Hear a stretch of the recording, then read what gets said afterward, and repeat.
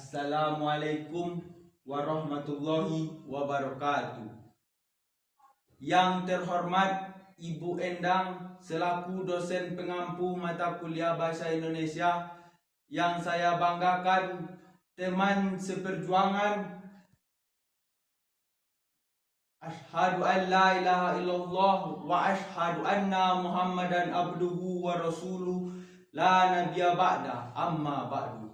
Puji dan syukur atas kehadiran Allah yang telah melimpahkan rahmat, nikmat dan karunia-Nya kepada kita semua. Selawat beriringkan salam, tak lupa pula kita junjungkan kepada Nabi besar umat Islam, Nabi Muhammad sallallahu alaihi wasallam. Pada kesempatan yang berbahagia ini, izinkan saya menyampaikan sebuah pidato dengan judul Pengaruh Teknologi Terhadap Karakter Generasi Muda. Kita semua hidup di era digital di mana teknologi berkembang begitu pesat dan menambah ke seluruh aspek kehidupan, dari bangun tidur hingga ke tidur lagi. Kita tidak terlepas dari gawai internet dan media sosial. Teknologi memang banyak membawa manfaat serta memudahkan komunikasi, mempercepat akses informasi, serta membantu kegiatan belajar dan bekerja. Namun, di balik kemajuan tersebut terdapat tantangan besar yang mengancam karakter generasi muda. Generasi muda adalah generasi penerus bangsa. Kualitas akhlak dan moral mereka akan menentukan arah masa depan negara. Oleh karena itu, penting bagi kita untuk memahami bagaimana teknologi mempengaruhi pembentukan karakter mereka, baik dari sisi positif dan negatif.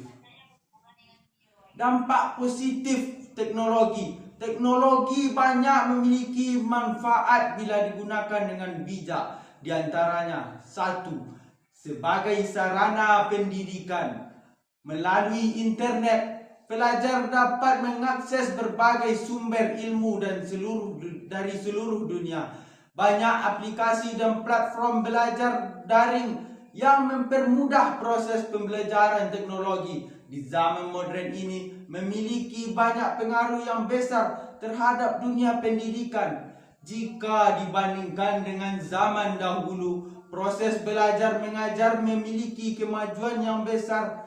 Dahulu, informasi hanya diperoleh dari buku yang terbatas. Saat ini, informasi dapat diakses dengan cepat dan mudah, kemampuan dan dimanapun. 2. Memperluas wawasan dan kreativitas. Generasi muda kini lebih mudah berinovasi, berkreasi, dan mengembangkan potensi. Mereka dapat menyalurkan bakat melalui media digital seperti desain grafis, pembuatan konten edukatif, dan lain sebagainya. Media sosial menjadi sarana bagi generasi muda untuk menampilkan karya mereka kepada dunia dengan teknologi. Ide sederhana berkembang menjadi inovasi yang besar dan sangat bermanfaat.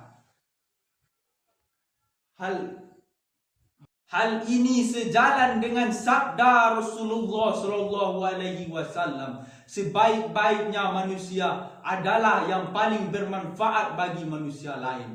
Hadis riwayat Ahmad. 3. Mempercepat komunikasi dan dakwah. Dengan teknologi penyebaran dakwah Islam menjadi lebih mudah. Banyak ulama dan cendekiawan yang memanfaatkan media sosial untuk menyampaikan pesan-pesan kebaikan dan ilmu agama.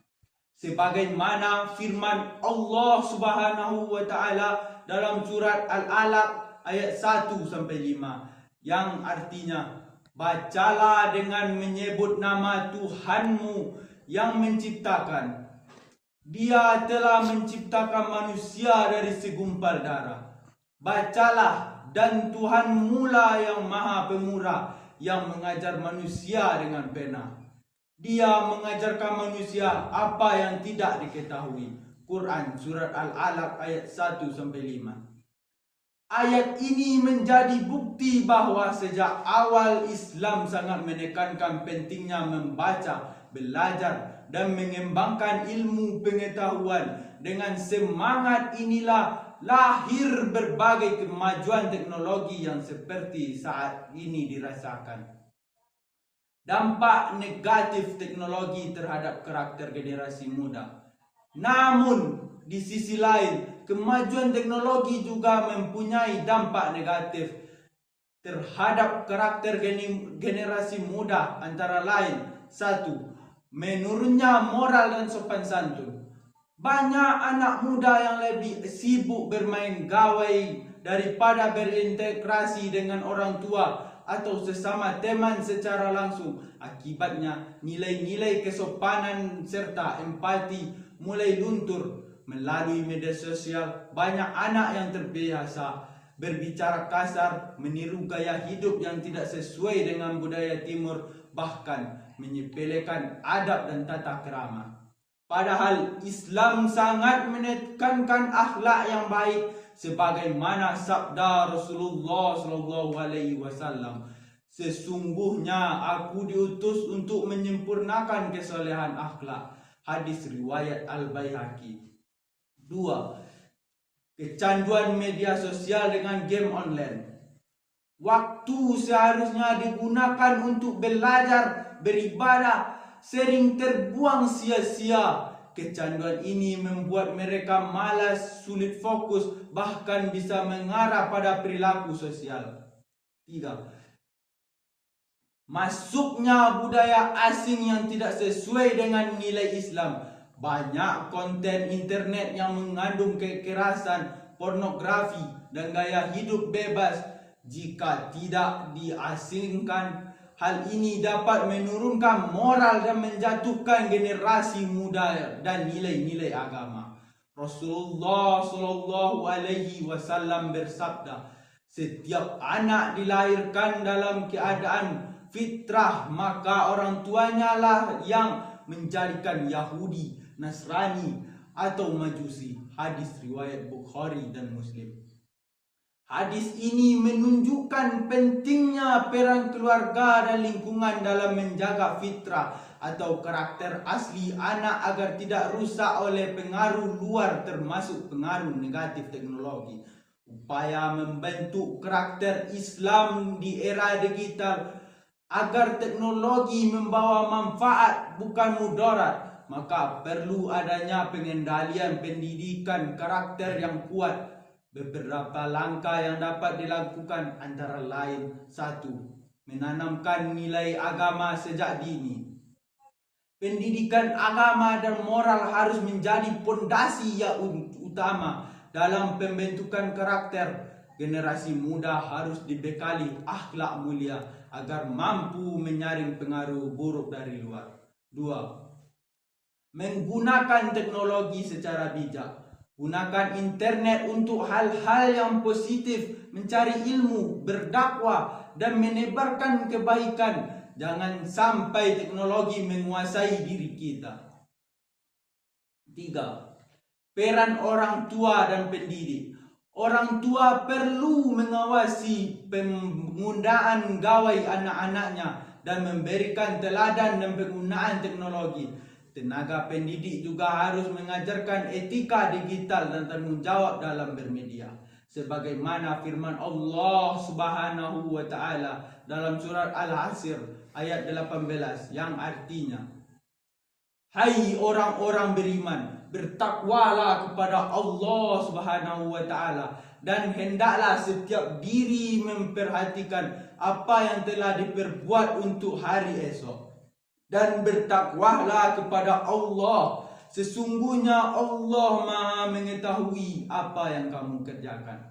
Teknologi adalah anugerah dari Allah Subhanahu wa taala yang dapat menjadi berkah atau bencana, tergantung bagaimana kita menggunakannya. Generasi muda harus mampu menyeimbangkan antara kecanggihan teknologi dengan kekuatan iman dan akhlak. Dengan demikian, mereka tidak hanya cerdas secara intelektual, tetapi juga kuat secara spiritual dan moral. Marilah kita bersama-sama membimbing generasi muda agar menjadi generasi yang berilmu, berakhlak mulia, dan mampu memanfaatkan teknologi kebaikan umat dan kemajuan bangsa. Ibu dan teman-teman yang berbahagia, demikian pidato yang dapat saya sampaikan mengenai pengaruh teknologi terhadap anak bangsa. Semoga apa yang saya sampaikan menjadi pengingat untuk kita semua agar bijak menggunakan teknologi. Apabila dalam penyampaian kata isi terdapat kekeliruan atau kekurangan, saya mohon maaf yang sebesar-besarnya. Burung terbang tinggi ke awan, melihat dunia begitu luas. Gunakan teknologi dengan wawasan agar bangsa ini makin cerdas. Wassalamualaikum warahmatullahi wabarakatuh.